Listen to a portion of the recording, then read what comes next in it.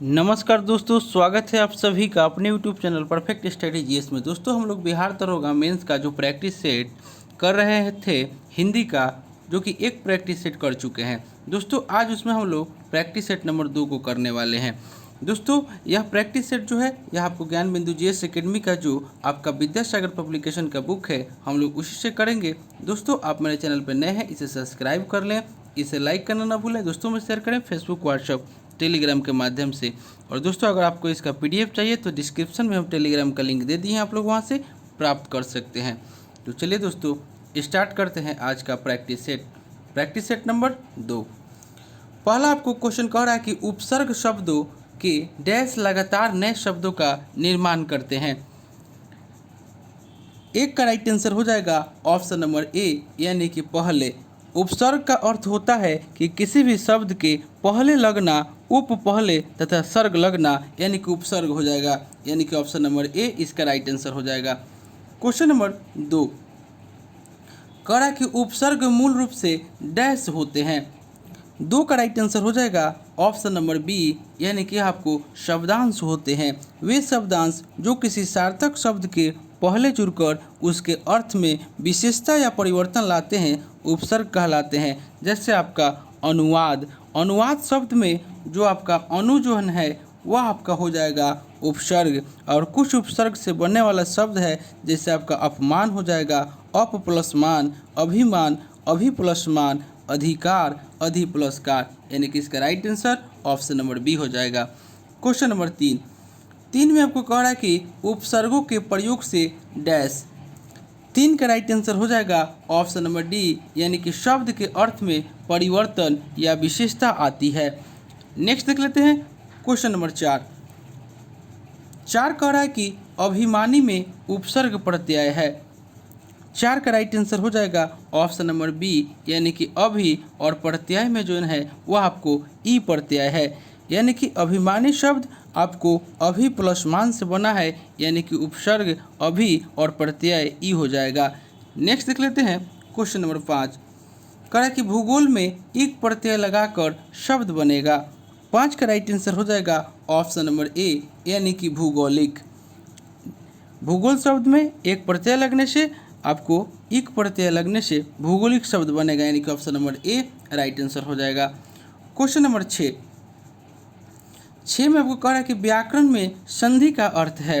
6 का right answer हो जाएगा ऑप्शन नंबर सी, यानी कि वर्णों के मेल। 2 वर्णों के परस्पर मेल से जो विकार उत्पन्न होता है उसे संधि कहते हैं। जैसे अ प्लस अ बराबर आ होता है और आ प्लस आ बराबर भी आ होता है, यानी कि 2 वर्णों के मेल से आपको जो विकार उत्पन्न होता है उसे संधि कहते हैं, यानी कि ऑप्शन नंबर सी इसका राइट आंसर हो जाएगा। क्वेश्चन नंबर 7 में कह रहा है कि चरणामृत शब्द का सही संधि विच्छेद होगा। 7 का राइट आंसर हो जाएगा ऑप्शन नंबर बी, यानी कि चरण प्लस अमृत। नेक्स्ट देख लेते हैं क्वेश्चन नंबर 8 कह रहा है कि दैत्य प्लस अरि बराबर दैत्यारी एक उदाहरण है। 8 का राइट आंसर हो जाएगा ऑप्शन नंबर बी, यह आपको एक विसर्ग संधि का उदाहरण है। नेक्स्ट देख लेते हैं क्वेश्चन नंबर 9 कह रहा है कि कृष्णेकत्व शब्द में संधि है। 9 का राइट आंसर हो जाएगा ऑप्शन नंबर बी, इसमें आपको वृद्धि संधि है। कृष्णेकत्व का संधि विच्छेद कृष्ण प्लस एकत्व होगा और यह वृद्धि स्वर संधि हो जाएगा, option number B. Question number 10 में आपको कह रहा है कि आपको इत्यलम में कौन सी संधि है। इत्यलम में कौन सी संधि है। 10 का राइट आंसर हो जाएगा ऑप्शन नंबर ए, इसमें यन संधि है। नेक्स्ट देख लेते हैं क्वेश्चन नंबर 11। क्वेश्चन नंबर 11 में कह रहा है कि जिस पत्तल में खाना उसी पत्तल में छेद करना कहावत का अर्थ है। 11 का राइट आंसर हो जाएगा ऑप्शन नंबर बी, यानी कि कृतघ्न होना, यानी कि जिस पत्तल में खाना उसी पत्तल में छेद करना का कहावत है। उपकारी का ही उपकार करना अर्थात कृतज्ञ होना, यानी कि ऑप्शन नंबर बी इसका राइट आंसर हो जाएगा। क्वेश्चन नंबर आपको 12 में कह रहा है कि नई जमीन तोड़ने के 4 अर्थ दिए गए हैं, सही का चयन करना है। 12 का राइट आंसर हो जाएगा ऑप्शन नंबर सी, यानी कि अनूठा प्रयोग। नई जमीन तोड़ना मुहावरा का अर्थ किसी नए क्षेत्र में महत्वपूर्ण कार्य करना अर्थात अनूठा प्रयोग, option number C right answer हो जाएगा। क्वेश्चन नंबर 13 में कह रहा है कि गुलर का फूल होना मुहावरे का अर्थ है। 13 का राइट आंसर हो जाएगा ऑप्शन नंबर डी, यानी कि दुर्लभ होना। गुलर का फूल होना यानी कि मुहावरा का अर्थ दुर्लभ होना हो जाएगा option number D. Question number 14 में आपको कह रहा है कि यानी कि सवे दिन होत न एक समान लोकोक्ति का अर्थ है। 14 का राइट आंसर हो जाएगा ऑप्शन नंबर ए, यानी कि समय परिवर्तन है।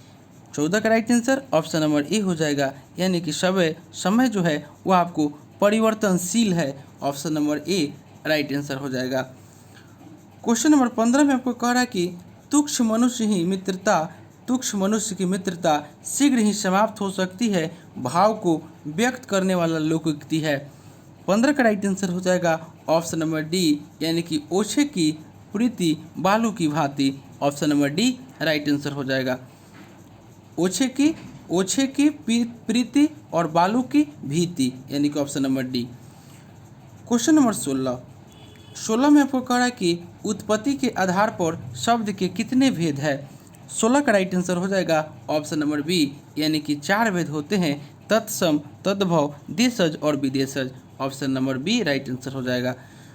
क्वेश्चन नंबर 17 में आपको कह रहा है कि व्यवहार के आधार पर शब्द के कितने प्रकार है। 17 का राइट आंसर हो जाएगा ऑप्शन नंबर डी, यानी कि 2 प्रकार है, एक सामान्य शब्द है और एक तकनीकी शब्द है। Option number D right answer हो जाएगा। क्वेश्चन नंबर 18 में कह रहा है कि शैतान की आंत का अर्थ है। 18 का राइट आंसर हो जाएगा ऑप्शन नंबर सी, यानी कि बहुत लंबी वस्तु। नेक्स्ट देख लेते हैं क्वेश्चन नंबर 19। कह रहा है कि आँख की किरकिरी होने का अर्थ है। 19 का राइट आंसर हो जाएगा ऑप्शन नंबर ए, यानी कि अप्रिय लगना। आँख के किरकिरी होना का अर्थ जिसे देखकर कष्ट हो, अर्थात अप्रिय लगना। Option number A right answer हो जाएगा। क्वेश्चन नंबर 20 में आपको कह रहा है कि कैंची किस भाषा का शब्द है। 20 का राइट आंसर हो जाएगा ऑप्शन नंबर डी, यह आपको तुर्की भाषा का शब्द है। नेक्स्ट देख लेते हैं क्वेश्चन नंबर 21। कह रहा है कि निम्नलिखित में से एक युग्म अशुद्ध है, वह आपको बताना है। 21 का राइट आंसर हो जाएगा ऑप्शन नंबर सी, अलमारी जोन है यह तुर्की शब्द दे रहा है, यह आपका गलत है। अलमारी जोन है यह आपको पुर्तगाली शब्द है। पुर्तगाली शब्द जो है क्या है आपको, यह आपको अलमारी है, पुर्तगाली। आप इसे देखिए, इसमें प्रोनाउंसिएशन में थोड़ा सा आप लोगों को गलत सुनाई दे रहा होगा, लेकिन हम आपको पुर्तगाली ही बोल रहे हैं, यानी कि पुर्तगाली, यानी कि आपको पे आपको जोर पड़ता है बोलने में, यानी कि ऑप्शन नंबर इसका सी हो जाएगा राइट आंसर। नेक्स्ट देख लेते हैं क्वेश्चन नंबर यानी कि 22 में आपको कह रहा है कि मुस्लिम शासकों के समय भारत में न्यायालयों की भाषा कौन सी थी। 22 का राइट आंसर हो जाएगा ऑप्शन नंबर डी, यह आपको अरबी भाषा हो जाएगा। मुगल काल की अरबी भाषा को राजकीय भाषा का दर्जा प्राप्त था और यह शिक्षा का माध्यम होने के साथ राजकीय कार्यों, न्यायालयों और सरकारी कामकाज की भाषा थी। Option number D right answer हो जाएगा।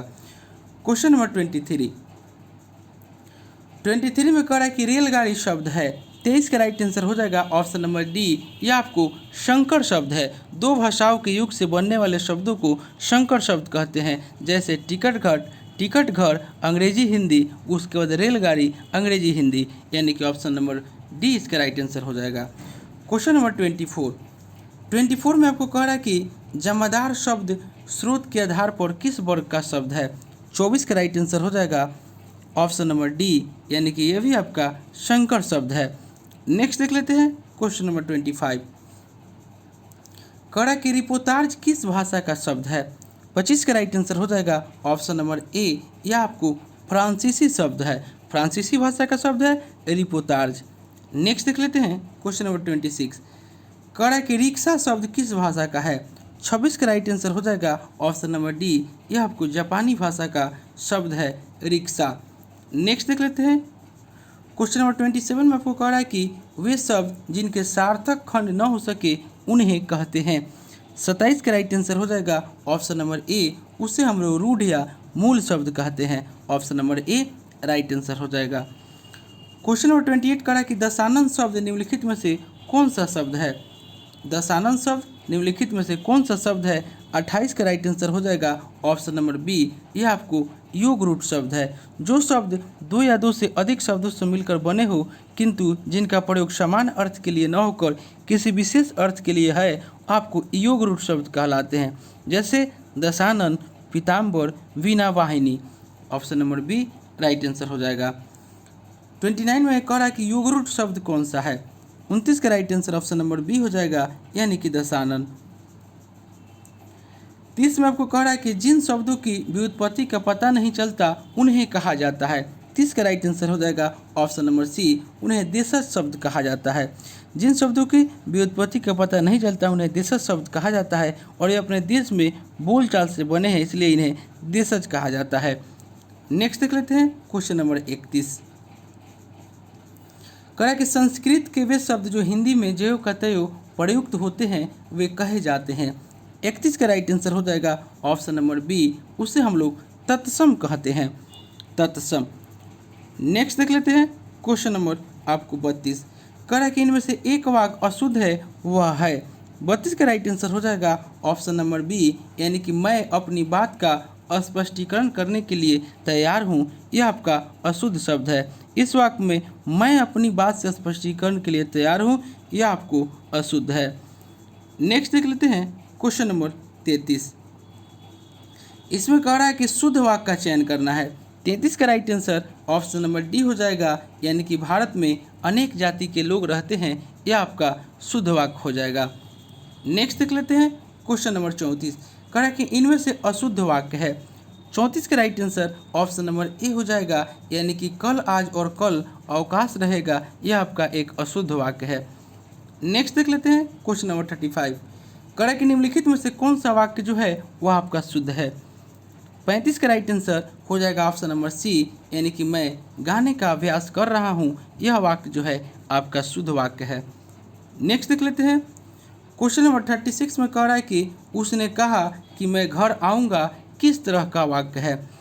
36 का राइट आंसर हो जाएगा ऑप्शन नंबर सी, यह आपको मिश्र वाक्य है। वह वाक्य जिसमें एक उपवाक्य स्वतंत्र होता है और एक या अधिक आश्रित उपवाक्य होते हैं मिश्र वाक्य कहलाते हैं। और इसमें समानतः आपको मिश्र वाक्य में जो, वह, जब, तब, क्योंकि, यदि, ले आदि योजक का प्रयोग होता है, वह आपको मिश्र वाक्य हो जाते हैं। ऑप्शन नंबर सी।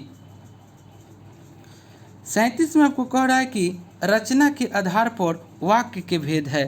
37 का राइट आंसर हो जाएगा ऑप्शन नंबर बी, यानी कि 3 भेद होते हैं, सरल वाक्य, मिश्र वाक्य और संयुक्त वाक्य। नेक्स्ट देख लेते हैं क्वेश्चन नंबर 38। कह रहा है कि निम्न में से संयुक्त वाक्य का चयन करना है।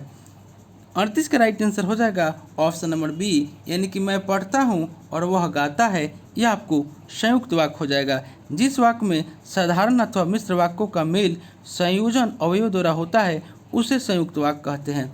Option number B right answer हो जाएगा। Question number 39। क्वेश्चन नंबर 39 में कह रहा है कि निम्नलिखित शब्दों में से एक वचन है। 39 का राइट आंसर हो जाएगा ऑप्शन नंबर डी, यानी कि तेल जोन है वह आपको एक वचन है, जबकि दर्शन, प्राण, लोक, दाम, ओट, आंसू तथा अक्षत सदैव बहुवचन में प्रयुक्त होते हैं। नेक्स्ट देख लेते हैं क्वेश्चन नंबर 40। कह रहा है कि इनमें से कौन सा शब्द जो है सदैव बहुवचन में प्रयुक्त होता है। 40 का राइट आंसर हो जाएगा ऑप्शन नंबर ए, यानी कि प्राण। नेक्स्ट देख लेते हैं क्वेश्चन नंबर 41। कह रहा है कि साधु जा रहे हैं वाक्य में साधु का वचन निर्धारित करना है। 41 का राइट आंसर हो जाएगा ऑप्शन नंबर बी, यह आपको बहुवचन है। हिंदी भाषा में वचन 2 होते हैं, एक वचन तथा बहुवचन, और प्रस्तुत वाक्य में क्रिया बहुवचन में प्रयुक्त हो रही है और यहाँ साधु बहुवचन के रूप में प्रयुक्त है। Option number B right answer हो जाएगा। क्वेश्चन नंबर 42 में कह रहा है कि चिड़िया शब्द का प्रयोग बहुवचन में क्या होता है। 42 का राइट आंसर हो जाएगा ऑप्शन नंबर ए, यानी कि चिड़िया। चिड़िया का बहुवचन में आपको उस पर चंद्रबिंदु हो जाएगा, यानी कि चिड़िया पे। Option number A right answer हो जाएगा। Question number 43। कह रहा है कि निम्नलिखित वाक्यों में से किस में बहुवचन का प्रयोग हुआ है। 43 का राइट आंसर हो जाएगा ऑप्शन नंबर सी, यानी कि लड़के लड़के से कहते हैं, इसमें आपको बहुवचन का प्रयोग हुआ है। ऑप्शन नंबर सी इसका राइट आंसर हो जाएगा।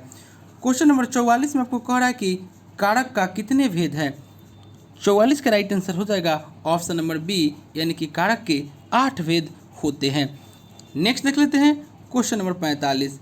कह रहा है कि किस वाक्य में अपादान कारक है। 45 का राइट आंसर हो जाएगा ऑप्शन नंबर सी, यानी कि हिमालय से गंगा निकलती है, इसमें आपको अपादान कारक है। अपादान विभक्ति चिन्ह होता है से, जिससे कारक चिन्ह से किसी भी चीज़ से दूर होने का भाव उत्पन्न होता है, वह आपको अपादान होता है। यहाँ option number C right answer हो जाएगा। क्वेश्चन नंबर 46 में कह रहा है कि के लिए किस कारक का चिन्ह होता है। 46 का राइट आंसर हो जाएगा ऑप्शन नंबर बी, यानी कि संप्रदान के लिए।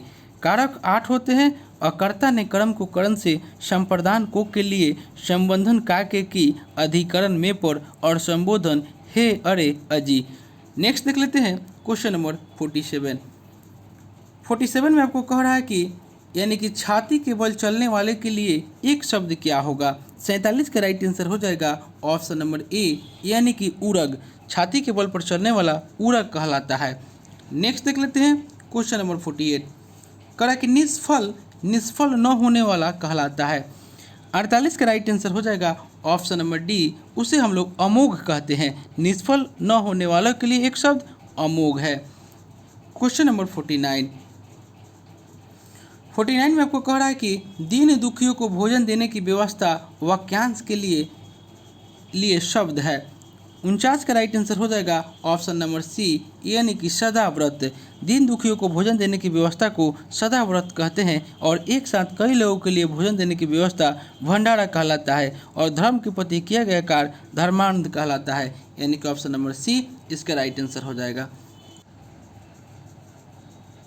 क्वेश्चन नंबर 50 में आपको कह रहा है कि देवताओं का उपवन कहलाता है। 50 का राइट आंसर हो जाएगा ऑप्शन नंबर ए, यानी कि नंदन कानन। स्वर्ग में इंद्र का उपवन नंदन कहलाता है, अतः इंद्र भी एक देवता, इसलिए देवताओं का उपवन नंदन कानन कहलाएगा, यानी कि ऑप्शन नंबर ए इसका राइट आंसर हो जाएगा। 51 में कह रहा है कि बहुज्ञ शब्द का सही अर्थ है। 51 का राइट आंसर हो जाएगा ऑप्शन नंबर ए, यानी कि जो बहुत जानकार हो उसको हम लोग बहुज्ञ कहेंगे। Option number A right answer हो जाएगा। नेक्स्ट देख लेते हैं क्वेश्चन नंबर 52। कह रहा है कि निम्नलिखित में से कौन सा शब्द जो है वह आपको सर्वनाम नहीं है। 52 का राइट आंसर हो जाएगा ऑप्शन नंबर डी, यानी कि 10 गुना जो शब्द है यह आपको सर्वनाम नहीं है, 10 गुना विशेषण है। विशेषण यह आपको निश्चित संख्यावाचक विशेषण है। Option number D right answer हो जाएगा।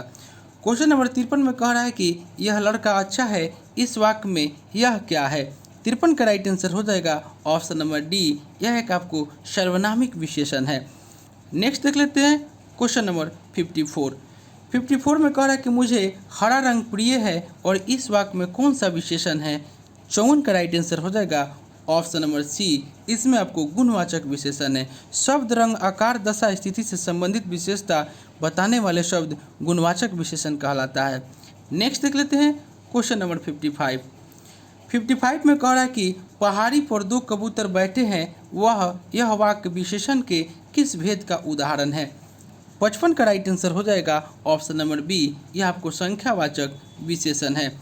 नेक्स्ट देख लेते हैं क्वेश्चन नंबर 56 में कह रहा है कि संबंध कारक का चिन्ह है। 56 का राइट आंसर हो जाएगा ऑप्शन नंबर सी, यानी कि रा रे री जो है यह आपको संबंध कारक का चिन्ह है, यानी कि संबंध कारक का चिन्ह का, के, की तथा रा रे री होता है, यानी कि option number C right answer हो जाएगा। क्वेश्चन नंबर 57 में कह रहा है कि धनंजय में समास है। 57 का राइट आंसर हो जाएगा ऑप्शन नंबर ए, यानी कि तत्पुरुष। धनंजय में तत्पुरुष समास है, वैसे धनंजय बहुब्रीहि समास भी होता है, यानी कि ऑप्शन नंबर ए इसका राइट आंसर हो जाएगा।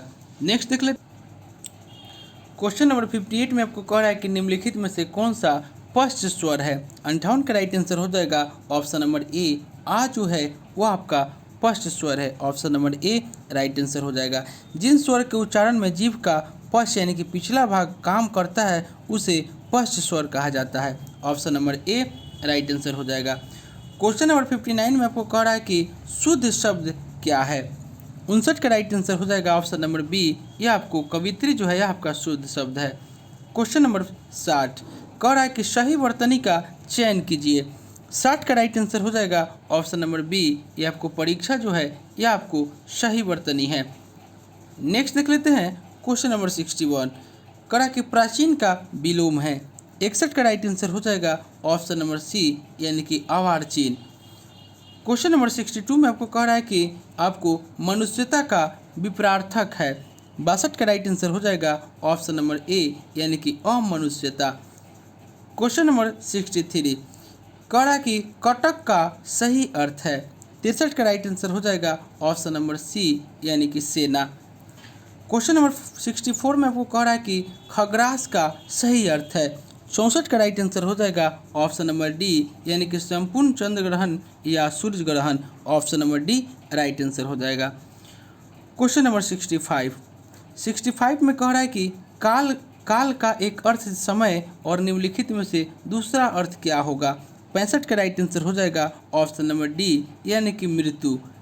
नेक्स्ट देख लेते हैं क्वेश्चन नंबर 66। कह रहा है कि पानी का एक अर्थ जल होता है और दूसरा अर्थ क्या होगा। 66 का राइट आंसर हो जाएगा ऑप्शन नंबर बी यानी कि सम्मान।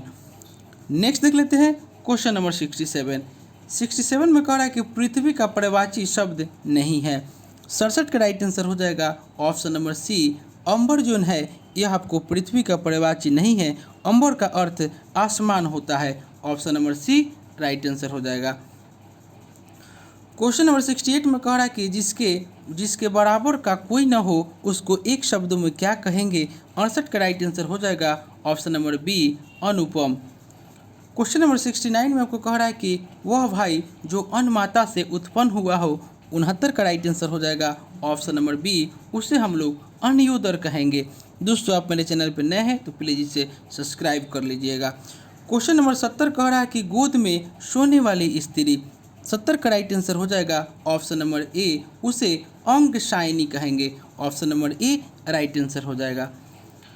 क्वेश्चन नंबर 71 में आपको कह रहा है कि कष्ट से संपन्न होने वाला। 71 का राइट आंसर हो जाएगा ऑप्शन नंबर सी उसको कष्ट साध्य कहते हैं। नेक्स्ट देख लेते हैं क्वेश्चन नंबर 72। कह रहा है कि कृष्ण गीतावली नामक ग्रंथ के रचयिता है। 72 का right answer option number B हो जाएगा सूरदास। 73 में कह रहा है कि सूरदास कौन सी धारा के प्रतिनिधि कवि है। 73 का राइट आंसर हो जाएगा ऑप्शन नंबर ए यह आपको कृष्ण काव्य धारा के प्रतिनिधि कवि है। Option number A right answer हो जाएगा। 74 में कह रहा है कि सूरदास ने किस कृति को नहीं लिखा। 74 का right answer option number B हो जाएगा यानी कि दोहावली जो है ये कृति को सूरदास ने नहीं लिखा है। सूर सरावली साहित्य लहरी और सूर सागर के लेखक सूरदास है। क्वेश्चन नंबर 75 में कह रहा है कि सूर सागर किस भाषा की कृति है। 75 का राइट आंसर हो जाएगा ऑप्शन नंबर सी यह आपको ब्रज भाषा की कृति है। नेक्स्ट देख लेते हैं क्वेश्चन नंबर 76 में कह रहा है कि सुदामा चरित्र के लेखक हैं। 76 का राइट आंसर हो जाएगा ऑप्शन नंबर बी यानी कि नंददास जो है यह आपको सुदामा चरित्र के लेखक है और नंददास भक्ति काल के कृष्ण भक्ति धारा के कवि है और इनकी रचना है राजपंचाध्यायी सुदामा चरित्र इनकी कृति है। नेक्स्ट देख लेते हैं क्वेश्चन नंबर 77। कह रहा कि मीराबाई के गुरु थे। 77 का राइट आंसर हो जाएगा option number B Raidas. Question number 78 में कह रहा है कि नैन नचाए कहो मुस्काए लल्ला फिर आयो खेलन होरी पंक्ति के कवि है। 78 का राइट आंसर हो जाएगा ऑप्शन नंबर सी यानी कि पद्माकर। नेक्स्ट देख लेते हैं यानी कि 77 का क्वेश्चन नंबर 78 इसका right answer option number C हो जाएगा यानी कि आपको पद्माकर। 78 का सी यानी कि नैन नचाए कहो मुस्काए लल्ला फिर आयो खेलन होरी पंक्ति के कवि ऑप्शन नंबर सी हो जाएगा यानी कि पद्माकर। नेक्स्ट देख लेते हैं क्वेश्चन नंबर 79। कह कि अमीय हलाहल मद भरे श्वेत स्थान रत्नार और जियत मरत झुकी झुकी परत जिही चितवत डकबार। इस प्रसिद्ध दोहे के रचयिता आपको बताना है। 79 का right answer option number D हो जाएगा यानी कि रसलीन। नेक्स्ट देख लेते हैं क्वेश्चन नंबर 80 में कह रहा है कि घनानंद किस वर्ग के कवि हैं। 80 का राइट आंसर हो जाएगा ऑप्शन नंबर बी, यह आपको रीति मुक्त आपको कवि है। रीतिकाल 1700 से 1900 के रीति मुक्त धारा के प्रमुख कवि आपको घनानंद है, option number B. Question number 81 में कह रहा है कि इनमें से कौन सा कवि रीति मुक्ति नहीं है। 81 का राइट आंसर हो जाएगा option number D, Bihari. Bihari रीति वृद्धि काव्यधारा के प्रमुख कवि है। नेक्स्ट देख लेते हैं क्वेश्चन नंबर 82 कह रहा है कि इनमें से किस कवि की प्रेमिका का नाम सुजान था। 82 का राइट आंसर हो जाएगा ऑप्शन नंबर डी, यानी कि धनानंद। नेक्स्ट देख लेते हैं क्वेश्चन नंबर आपको 83 में आपको कह रहा है कि सुजान शब्द का प्रयोग किस कवि की कविता में सर्वाधिक हुआ है। 83 का राइट आंसर हो जाएगा ऑप्शन नंबर सी, यानी कि घनानंद।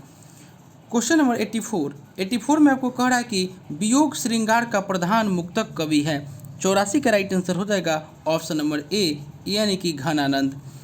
नेक्स्ट देख लेते हैं क्वेश्चन नंबर 85 कह रहा है कि सुजान चरित्र के रचयिता है। 85 का राइट आंसर हो जाएगा ऑप्शन नंबर बी, यानी कि सूदन। रीतिकालीन कवि सूदन का सुजान चरित्र वीर रस प्रधान और ऐतिहासिक काव्य है, option number B right answer हो जाएगा। 86 में आपको कह रहा है कि ब्रज भाषा के आधुनिक कालीन प्रसिद्ध कवि है। 86 का राइट आंसर हो जाएगा ऑप्शन नंबर सी, यानी कि जगन्नाथ दास और रत्नाकर। क्वेश्चन नंबर 87 में आपको कह रहा है कि उद्भव शतक के लेखक है। उद्भव शतक के लेखक है। 87 का राइट आंसर हो जाएगा ऑप्शन नंबर ए, रत्नाकर। उद्भव शतक के लेखक आधुनिक कालीन ब्रज भाषा के कवि जगन्नाथ दास रत्नाकर है, यानी कि option number A right answer हो जाएगा। 88 में कह रहा है कि उद्भव शतक में कितने छंद है। 88 का राइट आंसर हो जाएगा ऑप्शन नंबर सी, इसमें आपको 120 छंद है। 89 में आपको कह रहा है कि हार की जीत कहानी के लेखक कौन है। 89 का राइट आंसर हो जाएगा ऑप्शन नंबर सी, सुदर्शन। हार की जीत कहानी के लेखक सुदर्शन है। नेक्स्ट देख लेते हैं क्वेश्चन नंबर 90 कह रहा है कि रक्षाबंधन कहानी के लेखक है। 90 का राइट आंसर हो जाएगा ऑप्शन नंबर सी, यानी कि Vishwambharnath Sharma Kaushik. Option number C right answer हो जाएगा। क्वेश्चन नंबर 91 में कह रहा है कि सूरज का 7वां घोड़ा किस विद्या की रचना है। 91 का राइट आंसर हो जाएगा ऑप्शन नंबर बी, यह आपको उपन्यास है। और यह सूरज का 7वां घोड़ा धर्मवीर भारती के द्वारा लिखित उपन्यास विद्या की रचना है। क्वेश्चन नंबर 92 कह रहा है कि मित्रों मरजानी किसकी रचना है। 92 का राइट आंसर हो जाएगा ऑप्शन नंबर सी, यह आपको कृष्णा सोबती की रचना है। क्वेश्चन नंबर 93 में आपको कह रहा है कि गोदान उपन्यास की नायिका है। 93 का राइट आंसर हो जाएगा ऑप्शन नंबर ए, धनिया। धनिया जो है यह आपको गोदान उपन्यास की नायिका है। क्वेश्चन नंबर 94 में आपको कह रहा है कि खंजन नयन के रचनाकार है। 94 का राइट आंसर हो जाएगा ऑप्शन नंबर डी, यानी कि अमृतलाल नागार्जुन है खंजन नयन के रचनाकार है। क्वेश्चन नंबर 95 कह रहा है कि मुझे चांद चाहिए उपन्यास के लेखक सुरेंद्र वर्मा है, नायिका कौन है। 95 का राइट आंसर हो जाएगा ऑप्शन नंबर डी, यानी कि वर्षा वशिष्ठ जो है इसकी नायिका है। नेक्स्ट देख लेते हैं क्वेश्चन नंबर 96 से लेकर के 100 तक पदांश को पढ़कर निम्नलिखित प्रश्नों में से सबसे उचित विकल्प को चुनना है। इसमें आपको दे रहा है कि सुनता हूँ मैंने भी देखा, काले बादल में हंसती चांदनी की रेखा, काले बादल जाति द्वेष के, काले बादल विश्व क्लेश के, काले बादल उठने पर नर स्वतंत्रता के प्रवेश के, सुनता हूँ है देखा काले बादल में हंसती चांदी की रेखा। आपको इसमें चांदी की रेखा जो कि सुमित्रा नंदन पंत की है, आपको काले बादल प्रतीत है डैश के। 96 का राइट आंसर हो जाएगा ऑप्शन नंबर डी, यानी कि जातिगत वैमनस्य के आपको प्रतीक है, ऑप्शन नंबर डी। नेक्स्ट देख लेते हैं क्वेश्चन नंबर 97 कह रहा है कि काले बादली में हंसती चांदनी की रेखा कौन सा अलंकार है। 97 का राइट आंसर हो जाएगा ऑप्शन नंबर सी, यह आपको 97 का right answer option number B हो जाएगा, यह आपको श्लेष अलंकार है, ऑप्शन नंबर बी श्लेष अलंकार है। क्वेश्चन नंबर 98 में कह रहा है कि निम्न में से बादल का पर्यायवाची शब्द नहीं है। 98 का राइट आंसर हो जाएगा ऑप्शन नंबर डी, जलद जो है यह आपको बादल शब्द का पर्यायवाची नहीं है। क्वेश्चन नंबर 99 में आपको कह रहा है कि स्वतंत्रता का विलोम है। 99 का राइट आंसर हो जाएगा ऑप्शन नंबर ए, यानी कि परतंत्रता। और आज का अंतिम क्वेश्चन हो जाएगा कह रहा है कि काले बादल में हंसती चांदी की रेखा पंक्ति का भाव। 100 का राइट आंसर हो जाएगा ऑप्शन नंबर डी, यानी कि विपत्तियों के बीच की आशा की किरण दिखाई देती है। ऑप्शन नंबर डी थोड़ा सा आपको छूट गया है, यहाँ पे हो जाएगा कि विपत्तियों के बीच आशा की किरण दिखाई देती है। यही आपको काले बादल की हंसती चांदी की रेखा का पंक्ति का भाव है। तो दोस्तों यह प्रैक्टिस सेट जो हम लेकर आए थे, यह आपको बिहार दरोगा मेंस का हिंदी का प्रैक्टिस सेट था, जो कि प्रैक्टिस सेट नंबर 2 था। इससे पहले हम लोग एक प्रैक्टिस सेट कर चुके हैं। अगर उसे आपने नहीं देखे हैं तो मेरे प्लेलिस्ट में जाकर उसे देख सकते हैं। दोस्तों आपसे एक रिक्वेस्ट है कि आप मेरे चैनल पर नए हैं तो प्लीज़ इसे सब्सक्राइब कर लें, इसे लाइक करना ना भूलें, दोस्तों में शेयर करें फेसबुक, व्हाट्सएप, टेलीग्राम के माध्यम से। और दोस्तों अगर आपको इसका PDF चाहिए तो डिस्क्रिप्शन में हम टेलीग्राम का लिंक दे दिए हैं, आप लोग वहाँ से प्राप्त कर सकते हैं। तो चलिए दोस्तों मिलते हैं नेक्स्ट वीडियो में, तब तक के लिए धन्यवाद।